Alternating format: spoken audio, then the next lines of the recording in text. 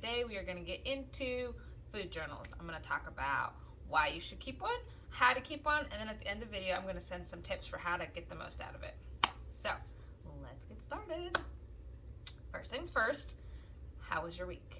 You can't answer me on the video, but you can comment below and tell me how your week was. I had a pretty good week. Let's see what happened last week. I did the run with my kids. Super fun. I ran 2 miles. The kids did a half-mile run. They loved it. My son talked about his medal and all of my medals nonstop for several days afterwards. He was so pumped, so proud of himself. The girls loved it. My oldest daughter, she says she wants to do another race with me again, so that's really kind of cool. So in January, we're all going to do another one. So my oldest daughter, she's going to train with me. We're going to do a 5K, which is 3.1 miles. And then my younger daughter and my son, they're going to do the 1 mile run. So I'm very excited that they enjoyed it. It was like, yay! So that was fun. Very pumped and excited about that. That was cool. I've been doing my strength training lately, and I'm feeling kind of good. I don't remember if I've told you guys, but every day I do 50 squats or like lunges or something of that nature, 10 push-ups, 1 pull-up on the pull-up bar, and then I do 10 knee lifts on the pull-up bar. And I'm finally getting to a point where I can knock out those 10 push-ups like that, and my pull-up feels good. And so I was like, woo, okay, so it's time to kind of upgrade a little bit, right? That little tiny improvement that I talk to you guys about all the time that I think is so helpful. I'm going to start doing 12 push-ups now starting on Monday, and then 2 pull-ups. And I might do up the knee lifts a little bit. I might move those to like 15 or something because I'm kind of knocking those out pretty easy. So, but I'm excited to see, right? I'm getting stronger, it's getting better. And I mentioned I've been doing my strength training 3 days a week. So I do like Mondays is arms right now, Wednesdays is abs, Fridays, no, I got that backwards. Mondays legs, Wednesdays abs, and Fridays arms. And that has been going well. I've been feeling really good. It's a nice reminder about how much I really enjoy strength training. Like when I'm done, I'm like, yeah, I'm a beast. I'm so strong, right? And it feels good, makes me feel good. Plus, it's super good for staying in shape and all that stuff. Like the more muscle you have on your body, the higher metabolism, right? The more your body burns fat and energy and stuff. So that's always good. And I have been enjoying it. So that is kind of a catch up on my week. Let's dive into our topic. So food journals. Why is it worth your time? Food journals are very good for helping you lose weight, stay in shape, eat better, right? Like they are probably one of the best tools that you can use if you're trying to improve your diet. They have done studies that have shown like people who keep a food journal versus people who don't a lot of times lose like almost twice as much weight. So that's kind of huge, and that right there really tells you the benefit of it. If you're trying to lose weight, twice as much keeping a food journal versus not keeping a food journal, like because losing weight all really comes down to your diet. It's probably 90% of weight loss is your diet, and keeping a food journal is huge for improving your diet, right? Cleaning it up. So not only does it work, but also it's really good for learning what works for your body and what doesn't, because there are 1,000,001 diets out there, and a lot of them are effective for certain people, but maybe they're not for others. Like I've tried diets that just don't work for me. Like my body doesn't feel good on it. I don't have good energy. I can't, perform well physically, with exercise and stuff, and they don't work for my specific body. Like everybody's bodies have different needs. We all come in different shapes and flavors, y'all, okay? So our metabolisms are different. We have different foods that work well for us and work for them, right? Like some people love the keto diet and that's all for them. I was kind of miserable on it, like physically miserable, didn't feel good. I personally think, my body just has higher energy needs that keto does not fulfill, right? With it, just don't get enough carbs on it. But there's other people that it works well for, right? And keeping a food journal really kind of helps you understand what foods work for you, what foods don't. Like here's another example. Flour, not my friend. When I eat flour, I tend to gain weight, even if I eat it in moderate amounts, even if I, so I'm like, I'm not like 100% no flour diet, right? That'd be crazy. Hello, cookies. But it is not a big source of my diet anymore, and it very much used to be. And when I made that change, I saw a huge difference, right? I had more energy, I performed better, my weight was much easier to manage. And so, I don't cold turkey it, but I have learned with my food journals that when I eat less flour, I make it very minimal part of my diet, that I maintain my weight better, I feel good, all the things, right? So food journaling, very good for learning what works for you, what doesn't. Another reason that I love food journals is because it's really going to show you your eating patterns and your habits. This is huge because a lot of times we think, oh, I just need to fix this and then I'll be fine. So, for example, oh, I just need to, eat clean, right? I just need to eat clean. If I'm just eating the right foods, then I'm good to go. And then you start keeping your food journal and you're like, oh, okay, that was cool, except every day at 3:30, I want to go raid the pantry and eat like a crazy person.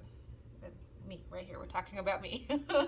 So when you keep a food journal, right, and you write down, the time and what you're eating and how much you're eating, you really start to see, okay, so I really snack heavy at this time of day, right? Or late night snacking is an issue for me, or I always get hungry at this time of day or that time of day, or a lot of times I eat at this time of day, even if I just had lunch an hour ago, right? Which really shows the habit eating versus waiting for actual hunger.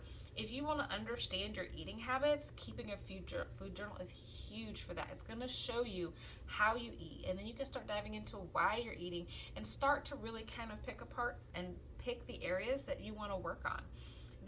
I really love this because the more that you understand about your eating habits, your behaviors, your patterns, the things that trigger you to eat when you're not hungry, the times of day that you get hungry, the types of food that you go for when you're cravings. When you start to really understand the big picture of that, then you can start finding small things to work on. I talk about all the time how useful it is to find the small step, right? I mean, I literally named my blog Little Steps Big Happy, okay? Y'all want to know how much I really find that this works? That tells you right there. So finding the little improvements, when you start to understand all the things, right, that you're doing, then you can start being like, oh, okay, so here's one thing I can work on. I'm just gonna work on that, right? Like, okay, so I normally eat breakfast as soon as I wake up every day. Okay, whether I'm hungry or not, right? Okay, so now I want to see, can I wait 30 minutes? And that's one small improvement to work on, right? But then you're like, oh, I can wait 30 minutes. Okay, do I wait a little bit longer, right? Or, hey, I noticed that I'm snacking every single night, after dinner, even if I had a big dinner, even if I had a small dinner, even if I was full when I finished my dinner, I'm still going in there snacking, right, an hour later. So then you can be like, okay, so 3 days this week, I'm going to work really hard not to snack after dinner, right?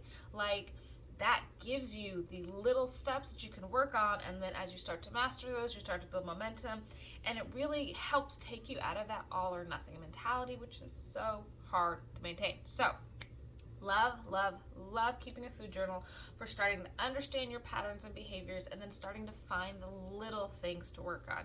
It definitely makes it so much more manageable trying to clean up how you eat, trying to improve your diet, right? So love that for that. Okay, how to keep a food journal. Obviously, it sounds pretty simple, a little bit harder to do, but it sounds very simple in that all you need to do is track what you eat. And when I say track what you eat, I mean the good, the bad, the ugly, okay? Put it all down. You snagged the peanut butter jelly crust that your child left, write it down, right? You finished off this, you took a couple bites of that when you were cleaning up dinner, write all of it down. All of that adds up over time. A lot of us are very tempted to kind of tell ourselves, a little bit's okay, a little bit doesn't count, a little bit won't hurt, these couple bites, it's no big deal. But if you keep a food journal, you will start to realize how often throughout a day you tell yourself that. This was definitely true for me. I was a big fan of a little bit doesn't hurt. It's a couple crackers. What's the big deal, right? That doesn't matter. I finished off peanut butter and jelly crust. Nobody cares about peanut butter and jelly crust. Obviously, my son won't eat it, right? That's no big deal. It's a couple bites. That doesn't hurt anything. I started keeping a food journal, and I realized, like, I probably told myself that story, and I took those little bites so many times throughout the day, it almost added up to a full meal. And that was shocking to me. But that is why keeping a food journal is so useful, because I didn't realize how often I told myself that story, and that, yeah, a little bit doesn't hurt. If I did that once a day, it really wouldn't make a difference. But I'm doing it like 20 times a day. So it definitely makes a difference. So you really want to do this. Write down everything. You need all the information. So, like, you licked the batter. Like, that sounds stupid, right? Like, what difference does that make?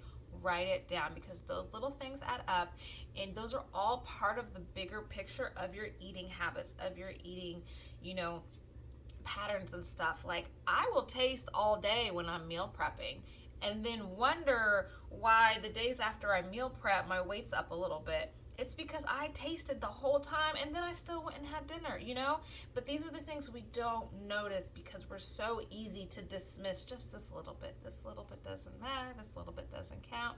And so that's really, I want you guys kind of to make sure that when you write this down, write down everything. Okay, so that's step one. After you write down everything, at the end of the week, review it. So this part, you guys really need to practice to work, and it's tough, but this is really important. Practice looking at it without judgment. So don't look at it and be like, oh my goodness, I've got so far to go. Oh my goodness, this is terrible, or I'm so bad, or this is so awful, or no wonder, right? Da da da da. Like, look at it like you would look at it for a friend that you're trying to help. Because this is the point in which people are like, oh, I don't like seeing that, and they want to stop. But this is information that's going to help you. When you understand your patterns and your behaviors and your habits around food, then you can start to improve them.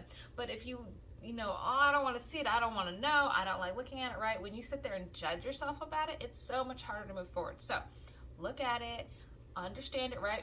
Pick something that you want to work on for the next week, and then you repeat. And that's it. And it's just that simple. Sometimes just that hard to do, right? But just that simple. Write down what you're eating, the good, the bad, the ugly, and then at the end of the week, review it. Pick something you want to work on. What went well this week? What do I want to work on? What do I want to stop doing, right? Like, that's as difficult and as simple as it needs to be, right in there. You don't have to make it crazy and, oh, I need to do all the things and I need to clean up all this, right? No. Keep it small, keep it manageable. At max, 3 things. Like, 3 things is the most I would ever tell anybody to start improving on their diet at one time if they really want to be successful. Because when you try to do, I'm going to fix this, and that, and then you get like a week in, and then it's like, oh my goodness, I spent all my time thinking about food, and this is so hard, and this is so miserable, and you haven't, right? Like, a lot of us eat because of habit, because of stress, because of anxiety, because of all the things going on in our lives that we're struggling with. And if you take all of that away without developing tools to make up for it, it is very hard, it is very miserable, and your brain is going to be like, oh my goodness, what are you doing to me? You need to, as you work on improving your diet, you need to start building the skills to help support all the reasons that you eat. Does that make sense? This is something that I had to learn, and this is huge, and it's something that I feel like not enough people talk about. How you think, the things that you do, the reasons that you eat. If you just magically take away the eating without working on those, you're going to struggle. You're probably not going to be able to stick with it. It's going to be super hard. You're going to be so miserable. And it's the reason most of us hate dieting. It's because we take the food away, but we don't replace it with anything. And a lot of us are eating because you're tired and you've had a bad day and your kids won't stop talking to you. And because of all the things you have to do, this feels like the only thing that you get that is just for you and just the way you want it, right? So if you take that away and you don't replace it with anything, it's going to be very hard. So that's why I say 3 things max, because that allows you, as you're working on those three things, to start developing the tools to not need the food for it. Okay, so it's like, oh, I'm eating because I'm tired, so now I'm either just going to decide to be tired or I'm going to go lay down for a little bit, or I'm stressed and I got this X, Y, and Z in my plate, and then now I'm going to start deciding, am I going to manage my stress? Am I going to take some of these things off of my plate? Am I going to figure it out, right? I'm not distracting myself and make myself feel better with food, so now I'm going to have to deal with these things in my life. Okay. I got way more into that than I intended to. That's like a whole other video. Focus. Okay. Back to the food journal. So that's how you do food journal. Let's dive into some tips. I've written some notes so I don't forget. Okay, tip number 1, write it down. You can use an app, you can use a pen and paper. I have one of my favorite apps for keeping a food journal is called 8, and it allows you to just take a picture and then you answer a few questions like, where were you eating? You can type in what you were eating to. How are you feeling? Did you eat till full satisfied? Who were you with? These are all questions that really help give you that big picture of your patterns, your behaviors, why are you eating, when are you eating, right? And you can start understanding, okay, am I doing what's helping me or not, right? So definitely write it down. Don't think you're just going to remember. Nobody remembers. No mom I know remembers. We are all tired and have a million different things going on in our heads about our kids. You ain't going to remember at the end of the week what you're eating. In fact, tip number 2, write it down right away. Like, as you're sitting down to eat, write it down. Or as soon as you finish eating, write it down. It takes 30 seconds. It does not take a long time. But again, at the end of the day, are you honestly going to remember every single thing that you ate? Probably not. Look, I used to think I was really smart before I had kids. I've had 3 kids. I think they took my best brain cells with them, okay? I forget what I was going to do when I walked into a room. I'm not going to remember at the end of the day everything that I ate. And they've even done studies that people tend to remember a better version of everything that happens, right? Like, we tend to put a nice rosy colored glasses on everything goes by. So when you think about what you had for breakfast at 11 o'clock at night, when you're writing this down, you're not going to remember everything. You're not, okay? So trust me on this. Write it down as quickly as possible. All right, tip number 3, be specific. So it's not, I had breakfast. It's not, I had oatmeal. You know, like, what kind of oatmeal did you have? Were you full or satisfied when you finished? You can estimate the amounts. You don't have to be specific. Like, I don't measure my food. I'm not that anal about it. Like, that puts a lot of stress, anxiety, restriction in my mind. So I don't do that. But I want to be like, oh, I had half a bowl of oatmeal. You know what I mean? Or I had a full bowl of oatmeal. So estimate it, but give yourself some ideas. This is really going to help to show you, like, if you had half a bowl, you wrote down half a bowl of oatmeal, and you were satisfied, cool. And then maybe the next day you're like, I had 3/4 of a bowl of oatmeal, but then I ate till I was full, right? Or maybe I ate till I was a little uncomfortable. That's gonna show you where you're overeating. So that's why estimate, right? It's not just pizza. I had 3 slices of pizza. You know what I mean? Like, write down, estimate the amounts, be specific, and even go so far as write down, where were you at? Were you by yourself? You know, what were you doing while you were eating? Were you driving? Were you sitting at the table? Were you talking with friends? Were you reading a book on your phone? These, again, are going to help show you the overall picture of your behavior, your patterns. What are you doing, right? So when you look back at the end of the week, okay, so when I sit down with my phone and I'm reading, I tend to eat a lot and I tend to overeat, right? That's me, right? Another story for me. Right? And so that lets me know that when I'm super distracted while I'm eating, I'm not paying attention to full or satisfied. So that gives me something to work on. So there you go. Okay. Tip number 4, I think we're on number 4. Be honest. Do not cheat yourself. You're the only person that you're cheating with this. Like, if you don't write down everything that you eat, the only person who's gonna suffer is you, right? Like, it ain't gonna hurt me none if you're honest with your food journal or not. It has no effect. The only person who's affected by what you eat is you. And so you're the only person who's gonna suffer the consequence, and you're the only person who can help yourself with this. Nobody's going to be there for you and being like, oh, no, Candace, you didn't write down that Snickers that you had while you were giving the kids candy, right? Like, that's not going to happen. You're the only person who's going to be affected, and you're the only person who's going to be helped when you do this correctly. So be honest. Don't cheat yourself. Get the most out of this. Like, you're really, I mean, right? We're going to be honest here. Let's go ahead and be honest. You're wasting your time if you don't do this correctly. Like, if you lie on your food journal, what's even the point? Because you're not giving yourself the information you need to improve. So really, you just lie on yourself. Hard truth, ladies, but that's kind of how it is. So be honest. All right, tip number 5, do it for 2 to 3 weeks.